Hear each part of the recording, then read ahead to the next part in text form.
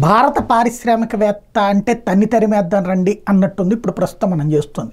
బంగ్లాదేశ్లో జరుగుతున్న హిందువులని తరిమేయడానికి ఇప్పటికి మనకి జరుగుతున్నది పెద్ద తేడా ఏం లేదు. అక్కడ హిందువు అనేవాడిని తరిమేస్తున్నారు, వాడు భారతీయుడు అనేటటువంటి ఫీలింగ్తో తరిమేసే ప్రయత్నం చేస్తున్నారు, దాడులు చేస్తున్నారు. ప్రస్తుతం మనం చేస్తున్నది ఏంటంటే భారతదేశంలో ఉన్నటువంటి భారతీయ వ్యాపారుల్నే తన్ని తరిమేద్దాం అనుకుంటున్నాం. ఇక్కడ ఉన్నటువంటి హిందూ వ్యాపారులనే తన్ని తరిమేద్దాం అనుకుంటున్నాం. అంబానీలు అదానీల్ని తన్ని తరిమేద్దాం అనుకుంటున్నాం. మనకు ఎవరు కావాలి? అమెరికా వాడు కావాలి, మైక్రోసాఫ్ట్ వాడు కావాలి, లేకపోతే కనుక అక్కడ ఉన్నటువంటి ఇతర ప్రధాన కంపెనీల వాళ్ళు కావాలి. మన దేశం వాడు అక్కర్లేదు. మన దేశం ఓడిని మనం దొంగని చేస్తాం, దుర్మార్గుని చేస్తాం, రాక్షసుని చేస్తాం.